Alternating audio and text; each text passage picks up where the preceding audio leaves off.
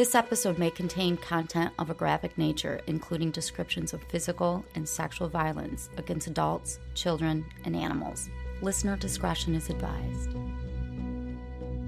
Hi everyone, I'm Talia. And I'm Tanya. And together we are Crimes and Consequences, a true crime podcast.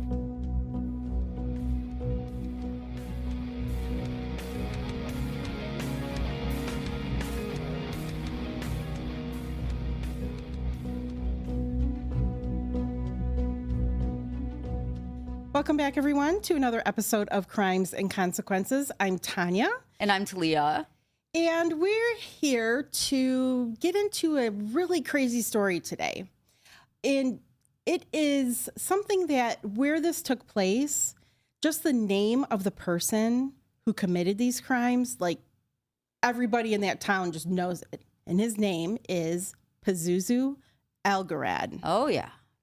Pazuzu. But he wasn't born that way, right? No, he wasn't born that way. So we're going to get into it. But before we do, I would just like to remind everyone to hit like, subscribe, follow, whatever button you have available and whatever way you're watching. If you're on YouTube, thank you to True Crime Daily. Thank you, True Crime Daily. And if you're on a podcast app, you know what to do. Hit like, subscribe, just do it. So, as I mentioned, this tale unravels just like a shadowy tapestry. Oh. Intertwining crime, mental struggles, and just some things out into like very eerie territory. Okay.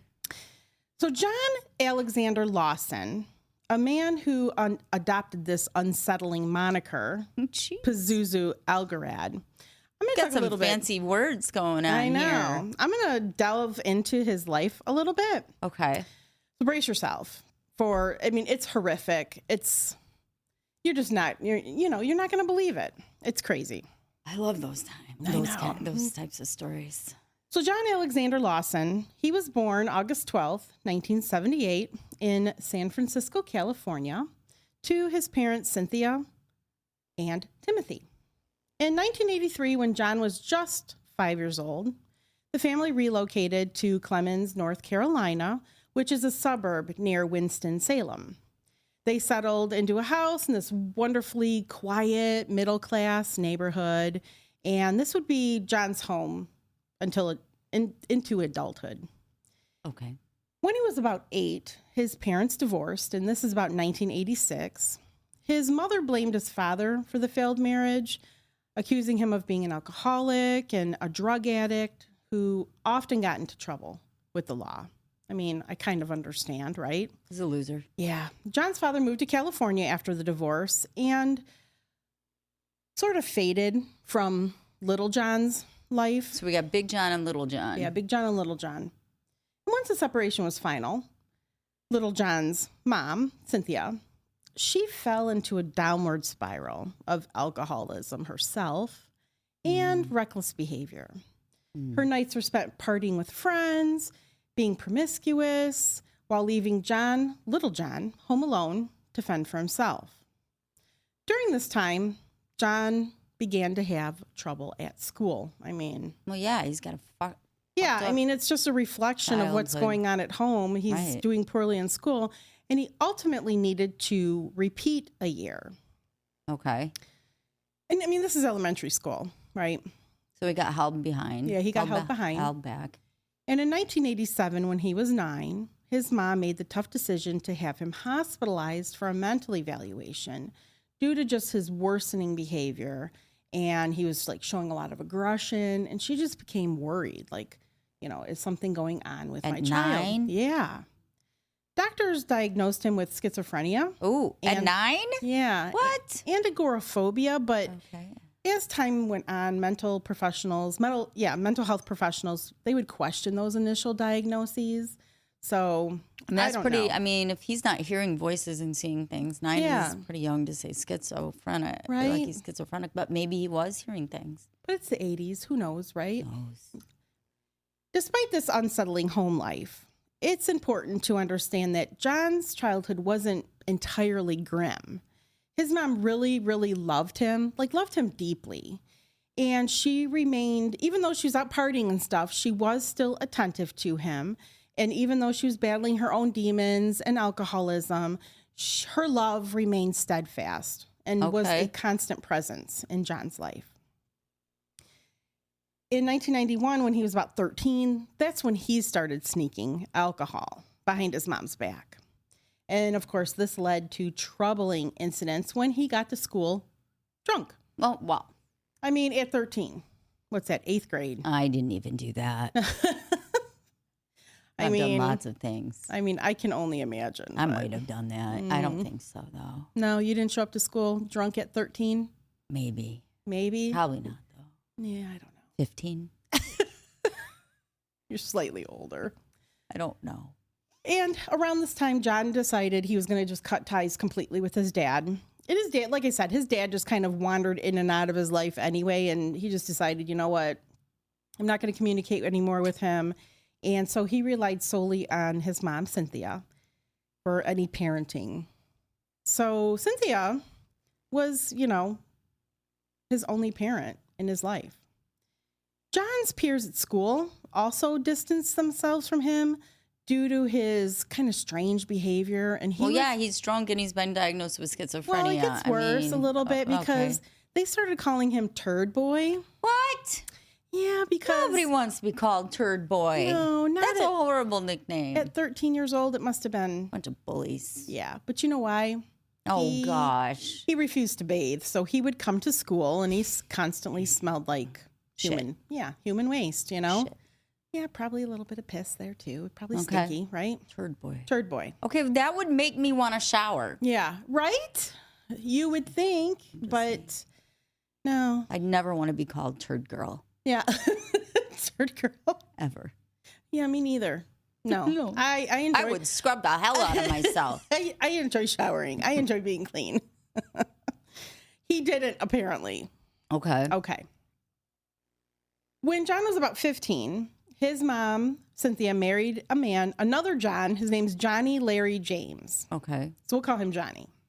According to Johnny, little John harbored resentment toward him because he was able to provide structure, authority. He acted like a father figure. And little John is like 15. And he's like used to this wild life with no structure. And all of a sudden somebody's going to come in and try to have this straight and narrow life. And he is like, no, it's too late. He's like, no. So Johnny took charge, brought stability to the house, and it curbed little John's attempts to kind of assert like authority over his mom, because as he's growing older, like Cynthia was a little bit weaker, like, I don't know, the dynamic in the household like changed. He's starting to rule the nest, right? He's becoming more authoritative. His mom is becoming less. And now Johnny shows up and like throws this whole dynamic over, putting a squash on, little Johnny's plans. And and trying to control him, probably. Yeah, probably. And trying to set rules. I'm sure parameters like you need to be home or you can't do this and that, right? For a 15-year-old. Not going to let you get drunk before school today. Right, exactly. In 1994, little John failed his freshman year at West Forsyth High School. And he set out to repeat it, but halfway through this second attempt at his freshman year in 1995, he was 17.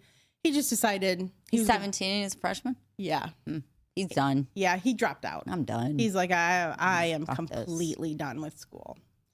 When he was 18, he's still living in his home with his parents and his stepdad. And so you have this chaos, right, with Johnny and little John. And the home life is a little bit chaotic, but one of the things that the neighbors noticed was that Johnny and Cynthia kept really good care of their house. Okay. And this does become important. I know you're like, what the hell? Why are you telling me this? But they kept the outside of the house really well. Inside, I mean, it was well manicured home. And, they just Johnny and Cynthia enjoyed taking care of their home. They had pride in their house. Yeah, they had pride in their house. When little John was about 21... this is when he finally got his very first job. Oh. And what was he doing all those other years? Living off mom, right? Okay. Probably selling weed. Probably. Who knows? I'm guessing. Allegedly. This job that he got, he worked as a landscaper. However, his employment was very short-lived. He only lasted about a week before he was like, fuck this. I'm not doing this anymore. And he quit. Around that same time, somehow he convinced his mom to leave Johnny.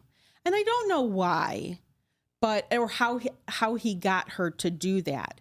But he encouraged his mom to kick Johnny out, and she did it. And that was maybe the end. She was sick of Johnny too. Who knows? There's always more to the story. Yeah, I don't know. I don't know exactly why they separated. I just know that they did. So Johnny's out. Johnny's out with him gone now, finally. And then Dad John is in California. Yep. So we got little Johnny. Yep. Still got little Johnny. And so from then on, once Johnny, the stepdad, was gone, Cynthia shouldered all the financial burden. She ended up covering all of her son's expenses because he's not working. What was she doing? I'm not sure exactly what she did for a living, but she's also spending money supporting little John, his cigarette and alcohol habit. That She's can be buying expensive. buying him smokes, buying him, That's a nice alcohol. mom. That's a nice mom. It is a nice mom. So Not a good mom. no, It's not the way to show I'd love. be like, get your ass to work at Right. least, right? I'm not spending my money on shit for you like Not that. judging her, but I am. I know. I'm not. I mean, I don't know. I'm what just happened, saying. But Okay. I mean, I made my kid get a job. She wants to spend money on dumb shit. You spend your own money, right? Yeah. So this is now a shift in their dynamic. John relied on his mom for financial support, but he was also able to exert dominance in the house, like he always wanted to. So now he's like, He's king got shit. control. Yeah, he's got control of the house for some reason. On September 11th, 2001, and this is when the same day of the attack, where the planes flew into the towers and 9/11? 9/11. We call it 9/11. Yeah, we call it Tanya. 9/11. Yes. That same day, in the conservative town of Clemmons, North Carolina, John's rebellious nature now reached new heights. So he hears about this attack. He's 23. He attempts to make a new image for himself. Without embracing the religion Islam, he decides he's going to just start looking like a jihadist. He begins wearing a turban and clothing that's reminiscent of Middle Eastern, male type clothing. Just to fuck with people? Yes, just to fuck with people. And it was kind of a little bit ridiculous. He's only 5'7" and about 118 pounds, so he's not a big guy. But he's deciding, I'm just going to strike fear into people's minds and whatever, just fucking with people. Even though, it's just an image and he's a poser, but, Right. So at the end of 2001, John encountered trouble with the law for the first time, which I'm surprised it took this long. What? Right? What? The first time? Yeah. He was arrested for a DUI, which is drinking under the influence, which resulted with him spending the night in the drunk tank before he was allowed to be released the following day. And his mom bailed him out. Of course she did. In 2002, when he was 24, a significant shift occurred in his life. This is when he decides he's going to legally change his name and adopt the moniker Pazuzu Algarad. I don't even know what to fucking say about that. Algarad. What's that mean? Algarad, What sorry. is Pazuzu Algarad? Well, the name was inspired by the Assyrian king of demons featured in the movie The Exorcist. Oh, I should have known that. Yes. Hello. Then he spun this false tale where he claimed his mom was a Satanist who had given him this name at birth. But, of course, obviously, this was all made up. She was not a Satanist. Pazuzu. Did she call him Pazuzu or did she call him Little Johnny? I'm guessing she always called him John. I'm thinking. I'm just curious. I'm sorry, but I'm not going to call my child something ridiculous like this. I don't know. But then again, he's head of the house, so who knows what she did, right? So now embracing this new identity, he puts this sign on their front door. Oh, shit. And this is just some some crazy shit. It's quite a long sign. Okay. And it's on this white piece of paper, and you have to be close to be able to read it. It wasn't like this huge sign. I can't wait to hear it. Yeah, we'll show a picture of it. But the sign said, quote, "No gang members allowed. Anyone that dresses the same, has the same badge, and calls themselves the authority of a land that they did not create, a land that they only seized through terrorism, has no permission to enter this land unless you are a native, since this is their land. Since this is the First Amendment of your fake laws, we see you are guilty until proven innocent. You can also make laws. If you can make laws, so can we. So be it." End quote. I don't even know what the fuck that means. I know, right? What does that mean? You can't come here. I get the gang. I get no gangs allowed. No gangs allowed. Okay. You're not allowed to come on this land unless you're native, because it's really their land. Okay. But he's on the land. But he's not native, is he? No, he's not native. Nope. And the First Amendment's bullshit. And if you wear a badge, the same something. Yeah. Is that police? Yes. Maybe. Yep. You're not allowed. You know, the money, or he said the land was seized through terrorism. Like he puts this on the front door. Okay. Okay. Okay. I can only imagine what people thought. No, I bet not a lot of people came there. The poor mailman, he's like, fuck. This is before Amazon, right? Because then they'd be like, fuck, I don't know what to do with this package. Yes, like. Do I deliver it? Okay. Alongside this post on the front door, there was a sticker that proclaimed, quote, "Evil will triumph." Oh. And his mom, Cynthia, is okay with it? Apparently. Evil will triumph. Yes, evil will triumph. And these warnings were only the beginning of the changes that were going to take place inside this He's not well. Tidy He's not home. well. No, He's not well. No. Following the name change, Pazuzu, and I'm going to call him that from now on, even though it's fucking ridiculous, but I'm going to say it. Okay. He began to get tattoos on his face. Oh. Okay. That represented ancient warrior cultures from around the world. Despite, he obviously had no ties to those cultures. I mean, he wasn't probably a warrior. hasn't even left the city he grew up in. No. Like I said, he's a poser. He displayed tattoos on his forearms bearing the words Satan and villain. Oh. So, he's showing everybody who he's dedicating this new persona to. Was he a Satanist now? Yeah, he's supposedly a Satanist. Okay. Between 2002 and 2007, this house that was once meticulously maintained by Johnny and Cynthia, it spiraled just into decay and chaos. It became a gathering spot for outcasts from Clemmons and Winston-Salem, welcoming anyone willing to embrace just the atmosphere inside. Within its walls, a disturbing scene unfolded as people were encouraged to partake in acts of self-harm, animal sacrifices. Animal sacrifices. Well, they are Satanists, Talia. That's not necessary. And drug abuse. And I'll just tell you, there is a video that we'll post in our show notes that you could go to. Like, the police go through this house. There's just stuff written on the walls, ceilings. Like, the house looks like there's just garbage everywhere. It's disgusting. Like some sort of home, like a hoarding, or like a hoarding situation. You sometimes see people that suffer from like that affliction. Their house is just filled with garbage, and like the rooms are just, everything's in disarray. And Cynthia is still living in this house, everyone. So there is one room in the house. I mean, I'm believing it's her bedroom, that while it's still kind of messy, it's not filled with garbage and doesn't have shit sprayed on the walls. Exactly. Right. Like, that's the one place in this house. Like, it's just terrible. The house ended up having to be condemned, and I'll get into it later. Spoiler alert. Yeah. Several large dogs roamed freely inside the house, of course, which they were allowed to just shit and piss anywhere they want. I'm guessing. I don't know. No, you're right. You're absolutely right. So it's just, the stench in the house is horrendous, as you can imagine. There's human waste everywhere. What? I guess people couldn't make it to the bathroom. The bathroom's a mess too, by the way. Oh, I'm gonna be sick. I know. It's fucking disgusting. People are just shitting in the house? Yes, just pissing everywhere, I guess. And satanic symbols and pentagrams were spray painted on the walls in addition to like the graffiti I described.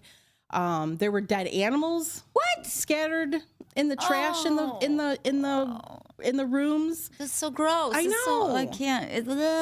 It's more than gross. Yeah. Blood stains mark the walls. It's unsanitary. Yes, it's I can't even. Okay. I can't even. But like I said, there's blood stains on the walls. I mean, this house was just dilapidated at this point. There were swords in the main living area.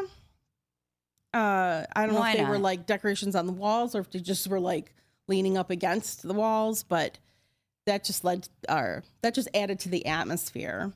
In the backyard, there was a dead cat that hung from a tree it was there for months. I know.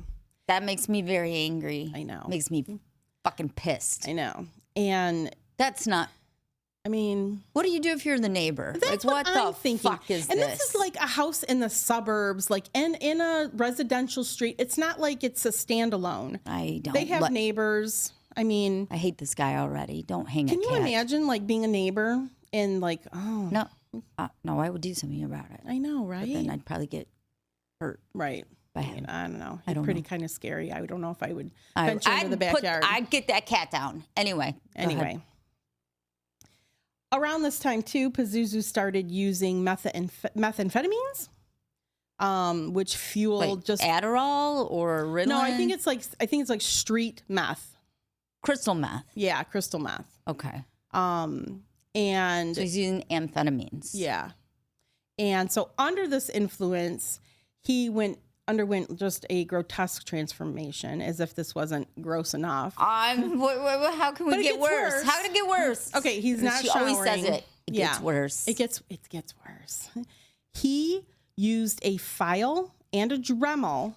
I don't know what that is. It's like a little drill, like a hand drill. I don't want to know what you're going to say.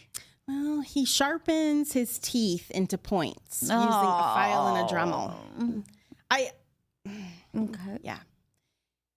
As I mentioned, his personal hygiene was horribly. He bathed only once a year and he never brushed his teeth. Oh. I know. Man. Yeah. He said he justified it by saying that bathing and brushing your teeth strips the body of its defenses and warding off infection and illness. Okay. He must be a scientist or a doctor. I mean, clearly, I would think it would add to it. He knows more than I do. He's building up his immune system, Talia. By rotting. That way he doesn't need anything. Right. Okay. All right. I guess he never read the report about, plaque on your teeth getting to your heart. But okay, anyway. Well, anyway. Okay. Not laughing. No. This is not a funny story. Not a funny he's story. a fucking asswipe. So yeah. I'm sorry. I can't help but make fun of him. Because we can make fun of him because he's the asshole. Yes, he is. Pazuzu sought attention through these shocking acts, obviously. Like, one of the things he did was he smeared blood on his face, and it was rabbit's blood. Why? He behaved, I don't know, because he's like, I'm so fucking cool. I don't know. He behaved inappropriately with women who visited his home. He acted like a predator, trying to pressure women into sexual situations. He exposed himself without their consent. Okay, well, any woman that's walking into this house with human shit and dog shit and piss and satanic symbols, hanging out with a guy who hasn't brushed his teeth in a fucking year. Probably, not that she deserves it, Talia. No, she doesn't deserve it. But, I mean, I would expect him not to be the best host. That's true. That is true. You've got a point there. Right? Right? Yeah, he's... anyway. He also began to claim that he could control the weather. Oh. Okay. Really? Mm-hmm. Okay. I wish I could control the weather. Every day would be sunshine and 72. Despite rumors, Pazuzu didn't have a split tongue. Because I did think, before I started doing this story, I kind of was like, oh, yeah, I kind of know that story. He's got, a split tongue, he cut his tongue. But he didn't. Well, good. That was one thing he didn't do. I couldn't handle that, so. Yeah. He started proclaiming that he was the guardian of hell. Oh. Hoping to strike fear into people. The guardian of hell. Mm-hmm. Self-proclaimed, Satan did not ordain him that. He just decided. I'm the guardian of hell. The guardian of hell. Okay. So Pazuzu was able to maintain relationships with 3 women. 3 women fell for this. Oh, okay. Lordy. That he referred to all of them as his fiancées. Amber Birch, Crystal Matlock, and Dixie Ross. All of these women exhibited the same beliefs on hygiene and Satanism as Pazuzu. Wow. Yeah. And within the house, Pazuzu tried to rule as a twisted patriarchy. You know. Did he have them all at once, or? I don't think so. Are they overlapping? Yeah. Overlapping. Yeah. So he's trying to rule this as like a dictator. I think he's trying to turn it into a cult. Okay. Okay. And, you know, they had frequent visitors to the home. Like people that, you know, he had friends, but there was also people like in the community that would stop by, that would hear about like, because there's always a party or drugs at this house, you know. I'm guessing. And one such visitor was a man named Josh Welzer. Josh was originally from West Virginia. He met his girlfriend, Stacy Carter, in 1999, and the two eventually had a son, Jared, who was born in 2005. Financial troubles plagued this couple. And after a year together, and that led to difficulties with mortgage payments on their farm, and the farm eventually fell into foreclosure. Farm? Yeah. And the farm went into foreclosure. To alleviate their financial stress, Josh gets the idea that he's going to sell drugs. Stacy opposed this idea, especially they have this baby, right? How about they have just this get a little boy. job? She was adamant in keeping their lives drug-free, even when it came to substances that Josh thought was acceptable, like weed and mushrooms. She's like, there's going to be no drugs in this house. But despite Stacy's objections, Josh began dealing drugs to make money, which ultimately led to Stacy leaving him with their young son. So there's one day. Yeah, they get caught. She's going to, like, child protective services, they're going to take that kid away. Right? Not worth the risk. Yeah, exactly. Josh left that home that he shared with Stacy and their son, and he began to live in a secluded trailer in the woods in Mocksville, North Carolina, which is close by to where I'm talking about. Here he lived alone and turned to selling weed and mushrooms to make ends meet. He also started a business in which he performed hoof trimmings for horses and cows on neighboring farms. Living. Okay. I mean, that's a living, right? Yeah. On May 27th, 2008, Josh's world changed when the police raided his home. During the raid, officers uncovered a package labeled for mail containing mushrooms, which made this a felony due to the involvement of the Postal Service. Oh, shit, he had the shit mailed to him. Mm-hmm. No, he was going to mail it out. Oh. So it's distributing illegal substances through the mail, okay, which is a felony. On February 23rd, 2009. But he didn't do it. But he did. Oh, did he actually put it in the mail? No, well, he didn't place it in the mail. It was a package that they found. Okay. Oh, you're right. He didn't do it. Spoken like a true defense lawyer. I'm a lawyer. He didn't do it. He was just joking. Yeah. I mean, you know, I just was enjoying making packages that looked like they were going to go in the mail, right? I didn't have anything better to do. Right? Yeah. That's what I would say. Well, unfortunately, he was convicted of felony drug charges on February 23rd, 2009. Though he was swiftly released from jail, Josh struggled to regain employment with a felony conviction. Yeah, that's hard. On his record. He did begin to spend a little more time with Stacy and their son in an attempt to get back on his feet. Like, I need to, get my life together. I need to get my shit together. Yeah. However, the drug scene just proved too tempting to resist, and it pulled him back into his former lifestyle. By mid-2009, Josh's life had just now spiraled out of control, leaving him homeless. It was during this time that his path crossed with Pazuzu. That's not good. Pazuzu allowed the now homeless Josh to stay at his home, so Josh now has somewhere to go. I'd rather be homeless than stay at Pazuzu's house. I guess. Little did he know that this chance meeting would just set off a series of events that would ultimately lead to a great tragedy. In mid-July 2009, about a month after Josh moved into Pazuzu's home, a really unsettling thing happened. Pazuzu and his friends trapped Josh in the basement, subjecting him to days of starvation and torture. Pazuzu bragged to visitors of the house about how he had somebody locked in the up. basement. Yeah, I got somebody in the basement. I got somebody locked up in the basement. Torturing them. And he warned everyone, you're not allowed to let him go. So don't let him escape. Unless you want to be in the basement too. Mm-hmm. What did they do to him? I'm not sure exactly how they tortured him, but they definitely starved him. And after days of suffering, that sucks. Josh met a gruesome end when Pazuzu shot him in the head with a .22 caliber rifle. The sound of the gunshot spread throughout the house and caught the attention of Cynthia. His mom is home, y'all. She shouldn't know about the guy in the basement. I know, right? I think she probably just stayed in her room. I think she just stayed in her room. That's where I would be staying. It was my clean room. So she's getting ready for work and she hears this gunshot. So she goes to the basement where she finds Pazuzu holding the rifle and she sees Josh's lifeless body on the floor. And even though she's not a stupid woman, she can put two and two together. She knew what had just happened. Right.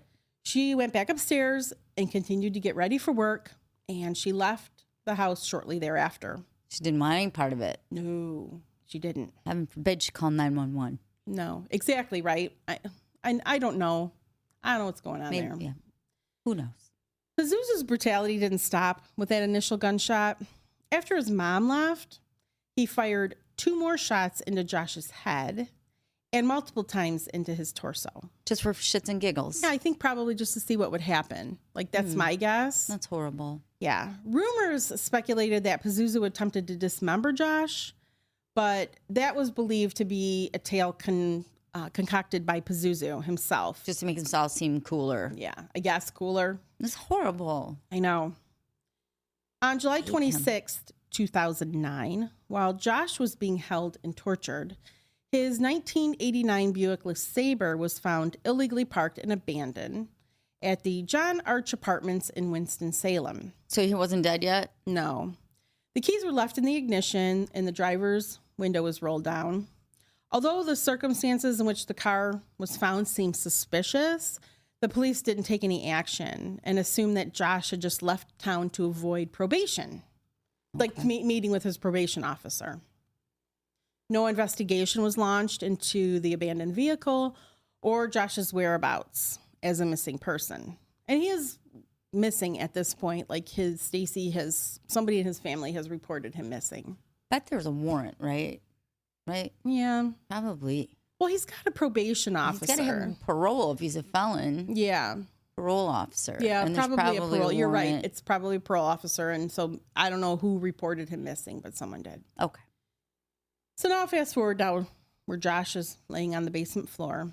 His body remained in Pazuzu's basement for several days while Pazuzu contemplated what his next move was going to be. To hide the odor of the corpse, Pazuzu poured cat litter and chlorine over Josh's body. Man. Eventually, with the assistance of accomplices Amber Birch and Crystal Matlock, those are 2 of his girlfriends, his fiancées, Pazuzu buried Josh's remains in the backyard. The backyard. I mean, the neighbors don't see this, but whatever. Maybe it happened in the middle of the night, probably. I don't know. Disturbingly, Crystal boasted about her involvement in Josh's starvation and burial to anyone who would listen. That makes me so angry. No, I'm so angry right now. Oh, yeah. She took pleasure in, telling this story, which, is scarring other people. Like, what? And I bet she smiled as she recounted the grisly details of the murder. I mean, did a lot of fucked up shit. I'm sure they did. But we don't need to talk about it. Not yet. No, not at all. Both Amber and Pazuzu also told the story of Josh's murder with others at the house, bragging to make sure that everyone knew what happened to Josh. Why? I don't, like you said, to seem cooler? I don't know. If someone, I don't know, we tell these stories sometimes, Talia, and sometimes it's like a group mentality because we've told stories about people being murdered by a group of people. Yeah. And I'm always like, what would I do in that situation? You think you would like run to the police, right? Called groupthink. You just go along with it and you do something you wouldn't normally do. Yeah. Because everybody else is. Right. So then I'm thinking, is that what's happening to people that are hearing the story in the house? Are they just like listening and deciding either is it bullshit? Is it real? Or are they just high on crystal meth and don't give a fuck? That could be it. That could be it too. I don't know. But on August 3rd, this is just like a short few days from when this all happened, a neighbor went to the sheriff's office and reported that she had heard that Pazuzu killed a man and buried him in the backyard. Acting on this tip, the police visited Pazuzu's house the next day, August 4th. Only one unit was dispatched, and the officer just simply knocked on the door and asked Pazuzu if he had killed someone and buried them in the backyard. He probably didn't want to go in that house. He's probably like, fuck this, man. Pazuzu's like, no. That's stupid. Yeah, I would never do that. I mean, can you, okay. I'm the guardian of hell. I'm too busy. And you're going to see a picture of this guy. Now, this guy opens the door and you're the police officer. I would be like, and you see inside the house, and I don't know. I think we're good here. Yeah. And so without further investigation, the officer left. That's shitty. Nearly 2 months later, on September 24th, 2009, the police received another tip from an anonymous caller, once again alleging that Pazuzu had killed a man and buried him in the backyard. However, authorities this time didn't send anyone to follow up on that tip. We've already heard that story. Mm-hmm. Yeah. And we've checked that out. You're going to be mad. Oh, I already am mad. You're going to be mad at the police, though. Okay. I don't like to be mad at the police. I know. Me either. But you're going to be mad at the police when this story's over. So they don't send anyone out to investigate this tip because, like, we asked him. He said he didn't do it. He did. End of story. Right? Right. Why would he lie? Why would he lie? On October 3rd, 2009, Pazuzu and Amber came across a man named Tommy Welch, who had left his brother's home in the Colonial Arms apartment complex and began walking a 10-mile trip back to his own home. That's a long walk. It is a long walk. Surveillance footage from a Circle K station captured Tommy walking through a supermarket parking lot around 7:28 p.m. that day, making this the last time he was seen alive on camera. Pazuzu and Amber stopped when they saw him, and they invited him to a party at their house, which was just a ruse. They just wanted to get him in the car. So despite being strangers to him, Tommy accepted the invitation, and he went with them to Pazuzu's house. It's like, what else do I got to do? Yeah. And they get in the house, they're in the living room, they start drinking. And for no specific reason, Amber retrieved a .22 rifle from Pazuzu's room and without warning, shot Tommy in the back of the head while he was talking to Pazuzu. Amber did? Amber did. Amber did. Yep. Cynthia entered the room upon hearing the gunshot. She's like, again? Yeah, again. Again? Only to be faced with the sight now of Tommy laying on the floor, bleeding. That's horrible. And she quickly left the room, retreated to her bedroom without intervening again. Like I said, like you said, she probably just stayed in her room. Mind her own business. Minding her own business. Enraged, Pazuzu knocked Tommy's body to the floor and proceeded to jump up and down on his chest, shouting obscenities. I know. In his frenzy, Pazuzu accidentally rolled his ankle, nearly breaking it while he was jumping up and down. Karma. Yeah. That's horrible. It's just horrible. I know. Why are these? This is like no reason.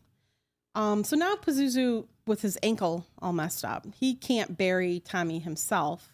So he tells Amber and Dixie that Dixie's the third fiance. Okay. So they're all living together apparently. Okay. He tells them, you need to take care of Tommy's body. So they lazily attempt to break Tommy's arms and legs with a shovel to avoid digging a larger hole in the backyard. They think like they're going to compact him into a smaller mass, I guess. They got tired, though, of digging a large enough hole in the yard, and they buried Tommy, leaving his knee and half of his head exposed. What? And they just decided to just cover him with a tarp, and just that was it. We're good. Yeah, we're good. That's because they're all on drugs. Mm-hmm. Just a few days after Tommy's murder, on October 4th, his mom, Charlotte, reported him missing to authorities, and she expressed just deep concern because she's like, it's just not like him to disappear. So he was loved and missed by people. Yeah, absolutely. And similarly, in February of 2010, Josh's ex-wife, Stacy, went to police to report him missing. She claimed, she was really hesitant to report him missing, thinking that maybe he was hiding from the police. Like, we mentioned that But it's been a long time now. Yeah. So she eventually came forward after she heard rumors that Pazuzu had murdered him and buried him in the backyard. I don't know how this is getting out. Well, he didn't shut his mouth up about it. That's true. Neither did his little lady friends. Yeah, that's true. And then all the other people, and people and then know, they tell people, and they tell people. Oh, that'd be horrible. Someone I love might be buried in a backyard. Yeah. What a freak. I know. By February 23rd, 2010, Stacy grew increasingly alarmed by Josh's prolonged absence, particularly due to his lack of communication with her and their son. Yeah, they have a son. Yeah. She returned to the police, urging them, please take action, which led to the execution of a search warrant. Oh, Lord. On Pazuzu's house. Oh, boy. I don't even want to know the shit they found, literally, the shit they found. But it yielded no evidence of a crime, so I don't think they didn't look very hard. What? Leaving Stacy frustrated and puzzled by the lack of progress. The tarp in the backyard wasn't... You think the backyard would be included? I don't know what happened. I don't know where the breakdown happened. I'm just telling you. Okay. Nothing came of it. Okay. On May 28th, 2010, Pazuzu faced legal trouble once again when he was arrested for choking his mom, Cynthia. That son of a bitch. Yeah, she decided to press charges for domestic assault, but ultimately she chose to drop the charges, allowing him to avoid accountability for his actions. And when the charges were dismissed, he was able to just walk away free and clear. About a week later, on June 6th, Pazuzu and his friend, 20-year-old Nicholas Pascal Rizzi, encountered 30-year-old Joseph Enric Chandler, who was a legally blind man outside of a gas station. He was approached by Pazuzu and Rizzi, who were actively searching for a victim. Seizing the opportunity, they offered Chandler a ride. Despite being strangers to him, he accepted it. The three traveled to a secluded boat ramp at a park near the Yadkin River. Once there, Pazuzu stayed on the riverbank while Chandler and Rizzi stood on the ramp.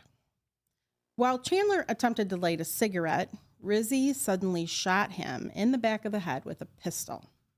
And the motive remains unclear. They're just killing people. Shits and giggles. Yeah, shits and giggles. After murdering Chandler, Pazuzu and Rizzi left the body on the boat ramp. The following morning on June 7th, city maintenance workers made the grim discovery.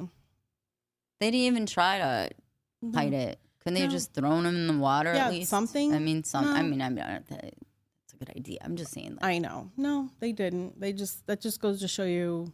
They don't give a fuck. No, they don't. Not at all. Despite Rizzi's involvement in the death of Joseph Chandler, he was allowed to remain in Pazuzu's home. I mean, why not? Everybody's fucking killing everybody in this house. Who cares? Join the club. When authorities came to the house searching for Rizzi, Pazuzu lied to them, helping him stay out of trouble. And the two were eventually arrested for this crime. This is what begins the downfall, finally. Okay. On October 10th, 2010, Pazuzu faced charges of accessory after the fact of involuntary manslaughter. How did they find out? I'm not sure. Okay. Shockingly, he received a sentence of only 5 years probation. What? Yep. He never went to jail for it. Well, he didn't kill him. Well, he no. was just there. Yes. So the court accepted the fictitious explanation that Chandler's death was an accident from a nighttime target shooting session. Because you're going to take a legally blind man out to go target shooting? And a boat ramp? Yeah. Pazuzu underwent a forensic psychiatric evaluation. Oh, I can't wait to hear what this says. At a hospital in Raleigh. He acted timid and stated that he was afraid to be sent to prison. So scared. Yeah. Additionally, the psychiatrist noted that Pazuzu emitted a foul odor indicative of Wasn't he turd boy or whatever? Yeah, he's still turd boy into adulthood. Meanwhile, Nicholas received a comparatively short prison sentence of Rizzo? 13. Oh, yeah. Yeah, Rizzy. Sorry. Rizzy. Yeah, Rizzy received a comparatively short prison sentence of 13 months with credit for time already served.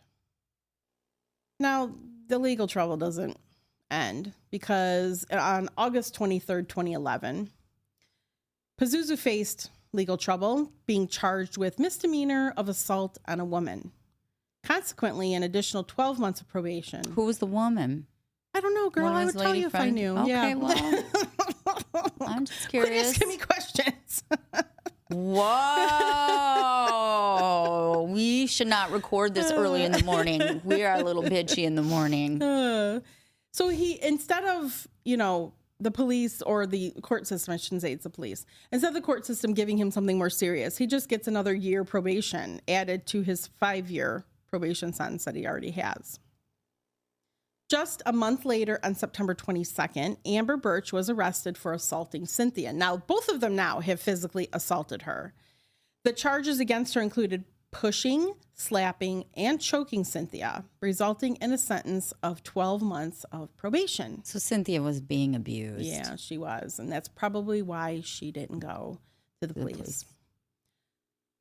But on November 8th, she's had enough, okay? Because she went to the police department to report that she had witnessed Amber kill Tommy Dean Welch back in 2009, a couple of years before. She informed the police that she had observed Amber commit the murder and even provided details about where Tommy's body was buried in the backyard. However, police took no action on Cynthia's report. They didn't visit the house or conduct any investigation into the matter. I don't understand this, but I don't either. In 2012, an old friend of Pazuzu's, his name's Matt Flowers, he returned home to Winston-Salem after completing his service in the Army. Matt was familiar with the happenings at Pazuzu's house, but he had joined the Army to avoid getting entangled. Good for him. Mm-hmm. Good for him. And during a visit home on leave, he learned about the murder and the burial going on at the house and in the backyard. Intriguingly, the anonymous tip to the police in 2010 that had been Matt Flowers. That was him? Yeah. For him. And before he exited the Army, Pazuzu discovered that Matt had made this anonymous report. Oh, shit. Yeah. In a confrontation in 2012, Pazuzu confronted Matt at his house, admitting he knew about Matt's role in the tip-off. Pazuzu casually skewered a random piece of raw meat with a fireplace poker, and he ate it in front of Matt in an attempt to intimidate him while claiming that Satan protects him. Okay. And Matt was able to leave. Nothing further. Yeah. I'd be like, what the I know. What the fuck? I'm like, I got it. Can you imagine I'm just starting to eat some raw meat in front of you? No, I really can't imagine you eating any raw meat. Except sushi. That's weird. A few weeks later, Pazuzu was, again, acting abusive toward his mom. And he was confronted by a new person at the house who stepped in to protect her. This angered Pazuzu because he felt really threatened. The guy was big, and he felt threatened by his size.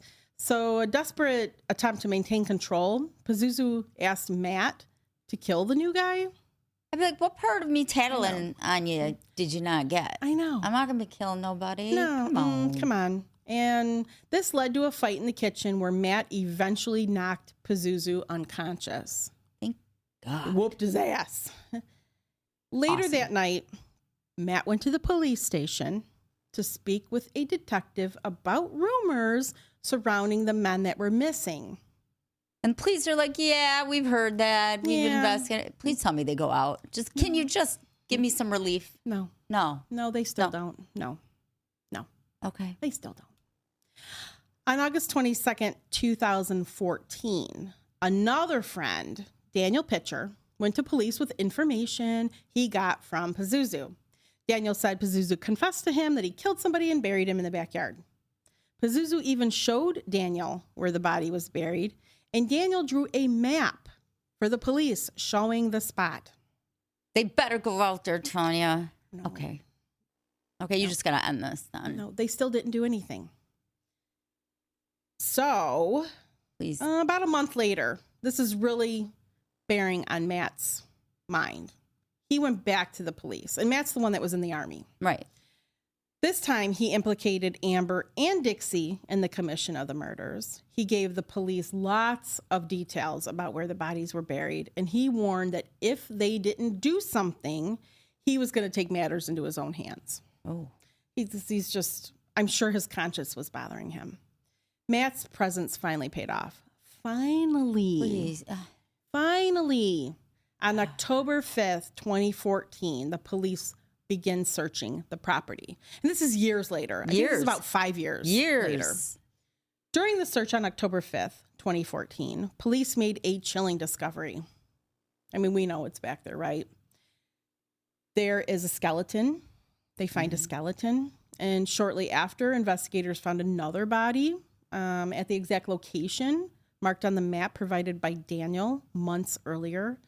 This led to the arrest of Pazuzu, aged 35. What? And Amber, who was 24, in connection with the murders. The bodies were taken to Wake Forest Medical Center for further examination, revealing that both individuals had died from gunshot wounds. On October 13th, they were identified as Welzer and Welch, who had disappeared in 2009, as I mentioned, 5 years earlier.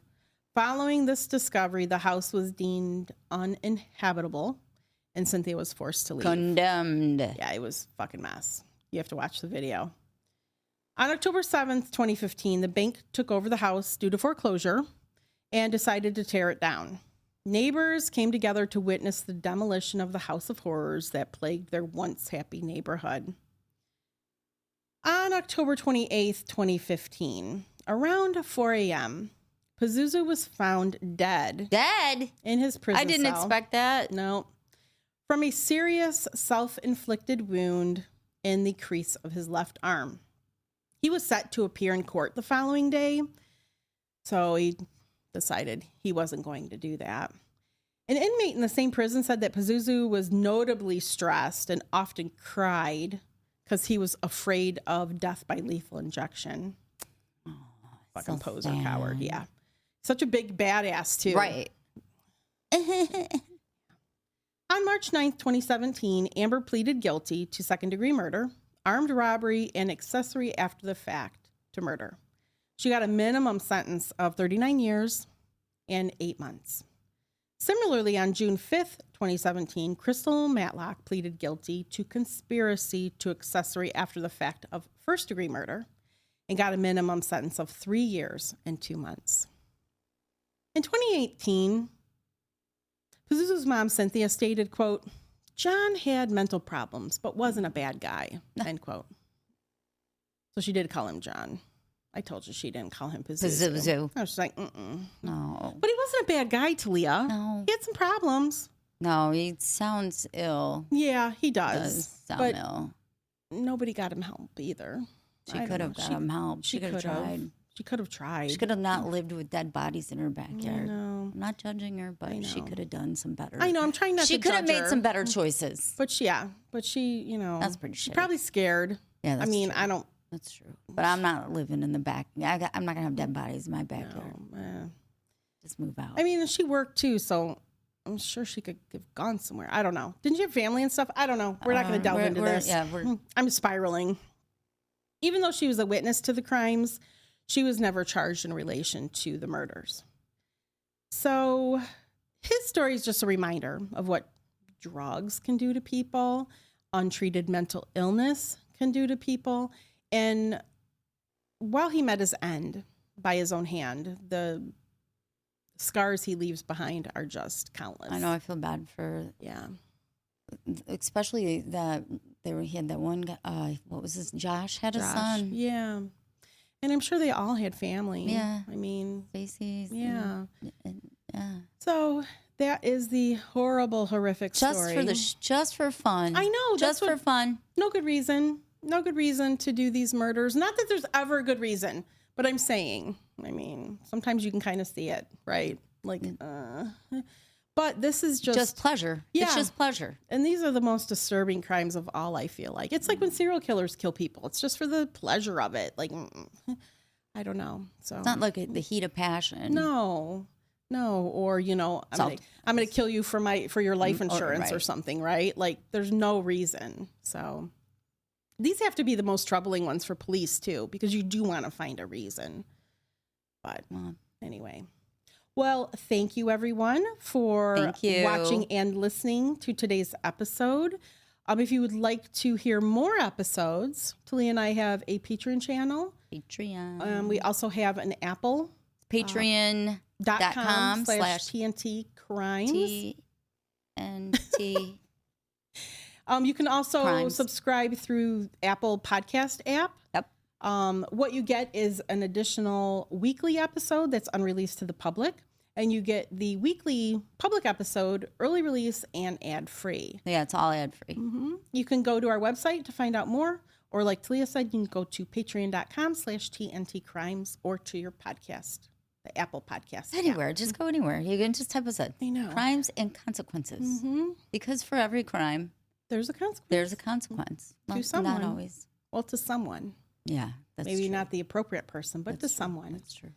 You can go to our website. It's crimesandconsequences.com. Yep. You can find us on social media and at Hardcore True Crime on Instagram and Facebook. And what else? That's it. That's it. All right. Well, thank you to True Crime Daily. Thank you, True Crime Daily. Thank you all for listening to us, taking the time. Yes. And thank you, Tanya. Well, thank you, Talia, for listening. For helping me learn all about Pazuzu. I hate him. Me too. He's just gross. I hate him. So until our next episode. Don't kill each other. Bye. Bye.